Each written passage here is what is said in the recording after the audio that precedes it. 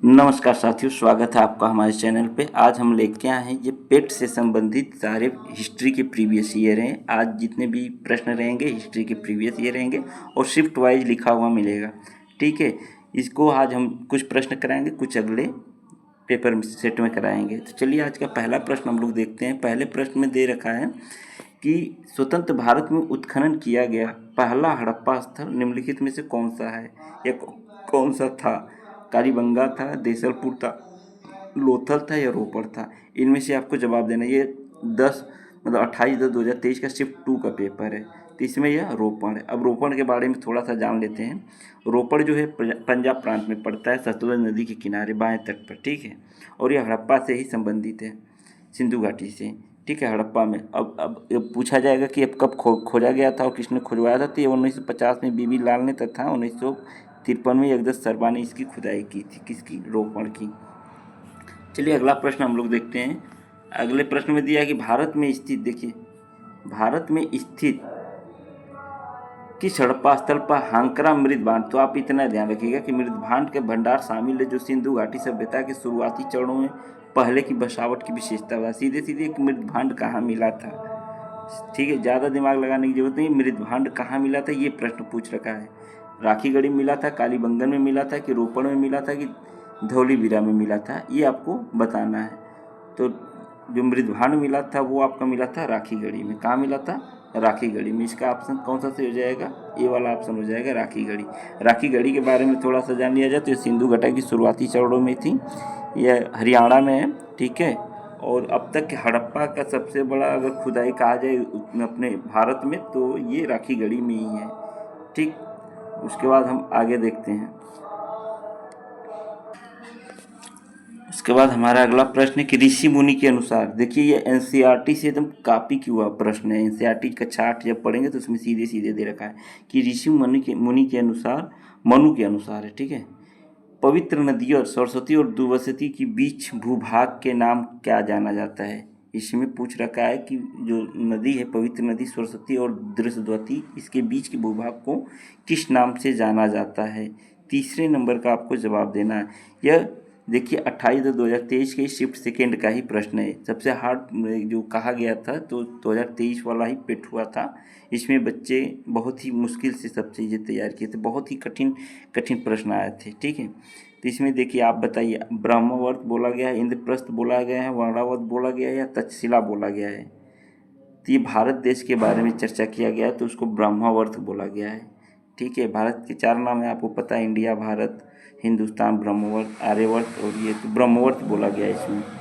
ठीक है, चलिए अगला प्रश्न। ब्रह्मवर्त के बारे में अगर जानना है थोड़ा सा तो ये प्रदेश के बारे में पूछा गया है। वैदिक और वैदिक ग्रंथों में इसकी चर्चा की गई है। देखिए अगला प्रश्न दिया है कि किस पुराण में महर्षि वेद व्यास में गढ़वाल के चारों धामों का विस्तार वर्णन किया गया है? किस पुराण में? ठीक है, वेद व्यास जी ने किया है। पद्म पुराण, स्कंद पुराण, शिव पुराण या वामन पुराण? ये जूनियर असिस्टेंट का आ गया है इसमें से एक प्रश्न, लेकिन बाकी सारे के सारे हम पेट वाला ही आपको कराएंगे। चलिए इसका बताइए कि किस में किया गया है? तो यह स्कंद पुराण में है। ठीक है, गढ़वाल के चारों धामों का विस्तार स्कंद पुराण में वेद व्यास जी ने किया था। बिल्कुल। अब आपको पता होगा कि स्कंद पुराण में कितने श्लोक है, तो 81,000 श्लोक हैं। अब इस 7 खंडों में बांटा गया, तो इतना सब डीप में नहीं यहाँ पे है, बस रिवीजन के तौर पे करना है, तो तेज़ी से हम लोग देखते हुए चलेंगे। देखिए अगला प्रश्न दिया है कि ऋग्वेद में विश्वामित्र नामक एक ऋषि किन 2 नदियों के बीच संवाद हुआ है, बातचीत की है? यह भी एनसीईआरटी की हिस्ट्री में आपको कक्षा 8 वाले में देखने को मिल जाएगा ये भी प्रश्न। ठीक है, तो किससे किए? सतलुज और चिनाब से, कि व्यास और सतलुज से, कि चिनाब और रावी से, कि व्यास और झेलम से? आप लोग जवाब दीजिए पांचवे का। तो ये किए हैं व्यास और सतलुज से। ठीक है, व्यास और सतलुज से इन्होंने बातचीत किया था। अगला प्रश्न हम लोग देखते हैं साथियों। अगले प्रश्न में क्या दे रखा है कि वेदों के अंतिम भाग को निम्नलिखित में से किस नाम से जाना जाता है? वेद का जो अंतिम भाग है उसको किस नाम से जाना जाता है? वेदांग, उपनिषद, अरेड़क या ब्राह्मण? ये भी देखिए पेट का ही प्रश्न है। ठीक है, उसी दिन का, शिफ्ट 1 का। ठीक है, तो बताइए इसमें से किस नाम से जाना जाता है? तो उसको उपनिषद के नाम से जाना जाता है। किस नाम से जाना जाता है? उपनिषद के नाम से जाता है। वेद के अंतिम भाग को उपनिषद के नाम से जाना जाता है, याद रखिएगा आप लोग। अगला प्रश्न देखते हैं। अगले प्रश्न में दिया है कि माना जाता है कि गौतम सिद्धार्थ या गौतम बुद्ध ने अंतिम अनुभूति के लिए बोधगया जाने से पहले 6 साल तक निम्नलिखित में से किस स्थान पर पवित्रतापूर्वक ध्यान किया था? मतलब पहले उसी स्थान पर ध्यान लगाया था, उसके बाद उन्होंने गया गए थे। तो लुम्बिनी में थे कि सारनाथ में थे कि डुगेश्वरी गुफा थे या कुशीनगर में थे? इन चारों में से आपको जवाब देना है। कहाँ पे इन्होंने ध्यान लगाया था? तो ये ध्यान लगाए थे डुगेश्वरी गुफा में। ठीक है, डुगेश्वरी गुफा में पहले ये 6 वर्ष तक ध्यान लगाए थे। यहाँ पे इन्हें सुजाता नाम की एक महिला ने जलपान ग्रह कराया था, वहीं बोली थी यहीं से। ठीक है, 9 नंबर का प्रश्न का आपका हो जाएगा डुगेश्वरी गुफा। अगला देखिए, अगले का है आपका कि निम्नलिखित में से किस बौद्ध स्थल पर महिलाओं को पहली बार संघ में नियुक्त किया गया? मतलब संघ में आने के लिए मान गए थे गौतम बुद्ध जी पहली बार। किस जगह पर? सारनाथ में या वैशाली में या श्रीवस्ती में या राजगीर में? ये देखिए 29/10/2023 का सेकेंड शिफ्ट का पेपर है, 2023 वाले में ही। तो ये वैशाली में मान गए थे। ठीक है, उस टाइम ये बौद्ध धर्म के अंदर बौद्ध स्थलों में महिलाओं का प्रवेश के लिए बात हो गई थी। और सबसे ज़्यादा इनके जो फेवरेट मतलब पसंदीदा जो इनके बिंदु थे आनंद जी, उन्हीं के द्वारा ये किया गया था। और सबसे पहले कौन महिला प्रवेश की थी? तो प्रजापति गौतमी का नाम किया गया है। ठीक है, अगला देखते हैं। अगला प्रश्न है कि महावीर और उनके अनुयायियों। ठीक है, देखिए प्रश्न में है कि महावीर और उनके अनुयायियों की शिक्षाएं कई शताब्दियों तक मौखिक रूप से प्रसारित होती रही। इन्हें लगभग 1500 वर्ष पहले लिखा गया है। मतलब पहले मौखिक रूप से बताया जा रहा था, लेकिन 1500 वर्ष पहले लिखा गया। तो वर्तमान में वो निम्नलिखित में किस स्थान पर उपलब्ध? ये पूछा गया है कि जो लिखा गया था वो कहाँ पर उपलब्ध है। पटना बिहार में, श्रीवस्ती में उत्तर प्रदेश, या पल्लवी गुजरात में, या श्रवणबेलगोला कर्नाटक में? ये आपको जवाब देना है। ठीक है, कहाँ पे सब लिखित रूप में है? तो ये लिखित रूप में पल्लवी गुजरात में है। ठीक है, अगर पूछ दे कि महावीर मतलब जैन धर्म की जो दीक्षा थी और 15 वर्ष पहले लिखा गया, वो कहाँ पे लिखा गया है? तो आपका पल्लवी गुजरात में। अब इसके बारे में अगर जानना चाहते हैं तो ये कुल 12 अंगों और 12 उपांगों में लिपिबद्ध किया गया है। इसकी अध्यक्षता देववर्षी क्षमाश्रमण ने की थी। अब बताइए आप लोग, प्रथम जैन संगति कहाँ हुई थी? उसके अध्यक्ष कौन थे? ठीक है, तो प्रथम जैन संगति के अध्यक्ष आपके स्थूलभद्र थे। ठीक है, स्थूलभद्र थे और पाटलिपुत्र में 322 BC पूर्व हुआ था। इसको भी आप लोग याद रखिएगा। अगला प्रश्न हमारा है कि महावीर स्वामी को जिन के नाम से जाना जाने लगा, कब जाने लगा? और उसके मतलब ये तो अलग चीज़ है, लेकिन जिन का अर्थ क्या होता है ये पूछ रखा था प्रश्न में। विजेता होता है कि महान आत्मा होता है कि भगवान होता है कि अहिंसक होता है? इसको आप लोगों को जवाब देना है। ये 28/10/2023 के फर्स्ट शिफ्ट का पेपर में प्रश्न पूछा गया था। ठीक है, तो आपका हो जाएगा ये 12 नंबर का जवाब आपका क्या हो जाएगा? तो विजेता। जिन का मतलब होता था कि जब ज्ञान मिल जाता था, अपने आप पे वश में हो जाते थे अपने इंद्रियों को, तो वहीं पे विजेता इसको जिन का अर्थ दे दिया गया। ये भी NCERT में दिया हुआ प्रश्न है। ठीक है, अगला प्रश्न देखते हैं हम लोग कि जैसा कि अशोक के शिलालेख में उल्लेख किया गया है कि मौर्य साम्राज्य में राजधानी पाटलिपुत्र और अन्य 4 प्रांतीय केंद्र सहित प्रमुख राजनीतिक केंद्र के निम्न में कौन सा प्रांतीय केंद्र नहीं था? मतलब ये सीधी है कि अशोक का जो शिलालेख में है, अशोक से संबंधित कौन सा इनका नहीं था? तक्षशिला नहीं था कि उज्जैनी नहीं था कि स्वर्णगिरी नहीं था कि इंद्रप्रस्थ नहीं था? उज्जैन से संबंधित सीधी इस चीज़ को आप लोग समझ लीजिए। ठीक है, कौन सा आपका नहीं था? तो यह इंद्रप्रस्थ। ठीक है, इंद्रप्रस्थ नहीं था। इंद्रप्रस्थ आज के डेट में दिल्ली को कहा जाता है। ठीक है, चलिए 12वां नंबर का देखते हैं। 12वां नंबर प्रश्न है कि समुद्रगुप्त की प्रशस्ति संस्कृत में एक कविता के रूप में किस कवि के द्वारा रचित थी, जिसे इलाहाबाद में अशोक स्तंभ पर अंकित किया गया है? ठीक है, पूछ रखा है कि इलाहाबाद में जो प्रशस्ति है उस पर किसने अंकित किया था? ये प्रश्न सीधे है आप लोगों का 12 नंबर का। ठीक है, भारवी ने, भास ने, हरिशेण ने या बाणभट्ट ने? ये प्रश्न देखिए चर्चित प्रश्न है और ये आपके सेकेंड शिफ्ट में पूछा हुआ प्रश्न है। 12 नंबर का आपका जवाब हो जाएगा बी, हरिशेण का। ठीक है, हरिशेण ने इसका उस पर लिखत है। उसके बाद हम लोग अगला प्रश्न देखते हैं 13 नंबर का कि निम्नलिखित में कौन सी हर्षवर्धन की पहली राजधानी थी? पाटलिपुत्र थी कि थनेश्वर थी कि वैशाली थी कि मगध थी? ये वाला प्रश्न आपका है कि हर्षवर्धन की पहली राजधानी कौन थी, आप लोग बताइए। यह भी यूपीएससी का देखिए 29 तारीख के सेकेंड शिफ्ट का प्रश्न पूछा गया है। तो थनेश्वर थी। कौन सी थी पहली राजधानी?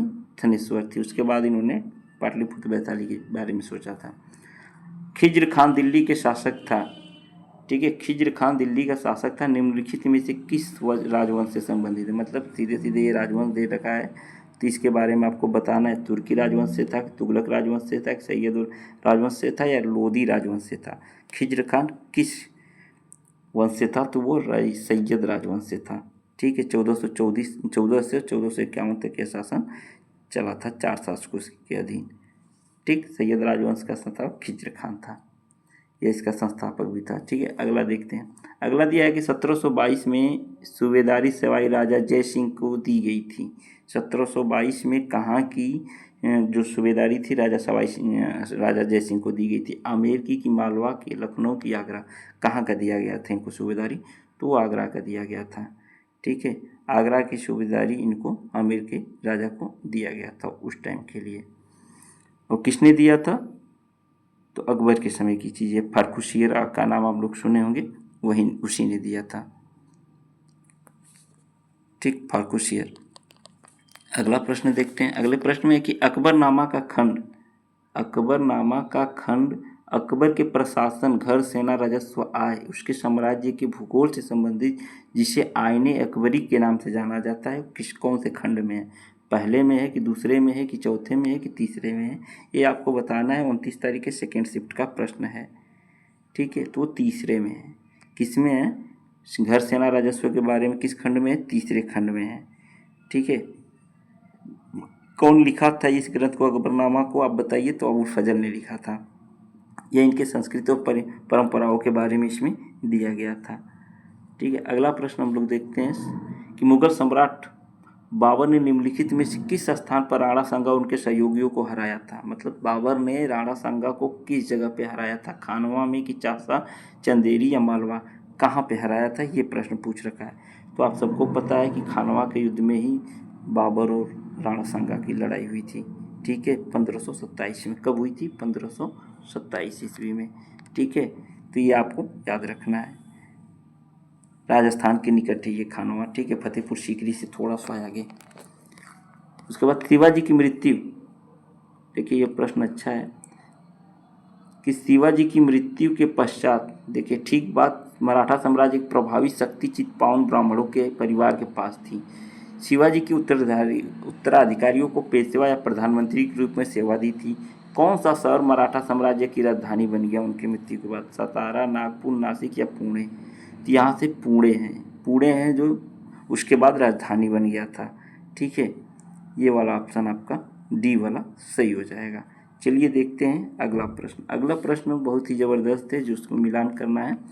अब आपको इसमें से बताइए, दे रखा है कि निम्नलिखित मराठा प्रमुखों उनके क्षेत्रों के संबंध में मिलान करें। देखिए ये प्रश्न कितना एक हिसाब से हाई लेवल का था और बहुत लोग इसमें कंफ्यूज भी हो गए थे। ठीक है, तो इसमें आपको मिलान करना है। कौन सा कहाँ पे मिलान करना है? तो पहले वाले का सिंधिया कहाँ पे है आप लोगों को मिलान करने के लिए? सिंधिया, बिल्कुल बताइए, सिंधिया कहाँ पे है? सिंधिया उज्जैन। ठीक है, सिंधिया परिवार कहाँ से है? सिंधिया आपका हो जाएगा उज्जैन। ठीक है, उसके बाद आपका बिल्कुल सिंधिया उज्जैन हो गया। होलकर कहाँ पे? होलकर इंदौर में होता है। होलकर परिवार मतलब का राजवाड़ा कहाँ है? आपका इंदौर में।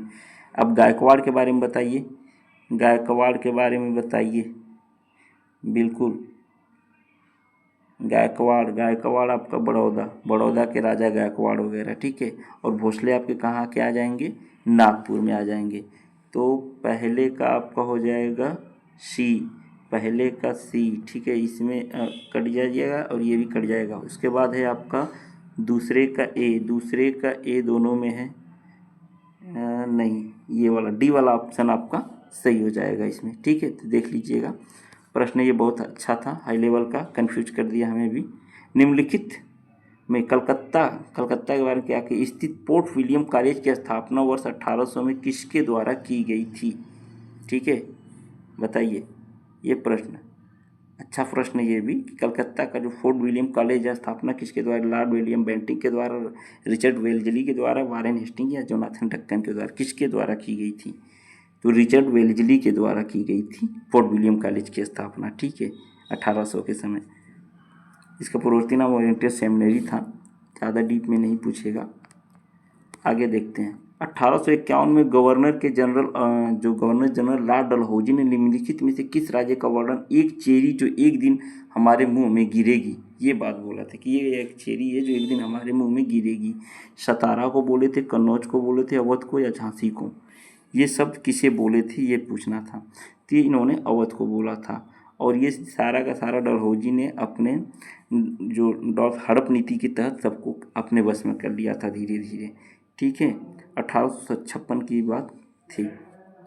चलिए अगला प्रश्न हम देखते हैं कि स्वाधीनता आंदोलन के प्रारंभ के वर्ष में ये है। यहाँ से आपको थोड़ा सा अच्छी प्रश्न हिस्ट्री के देखने को मिलेंगे। भारतीय राष्ट्रीय आंदोलन के दौरान कांग्रेस मंत्रालयों ने कब इस्तीफा दिया था? ये प्रश्न है। ठीक है, पेट का ही ये भी प्रश्न है शिफ्ट 3 का।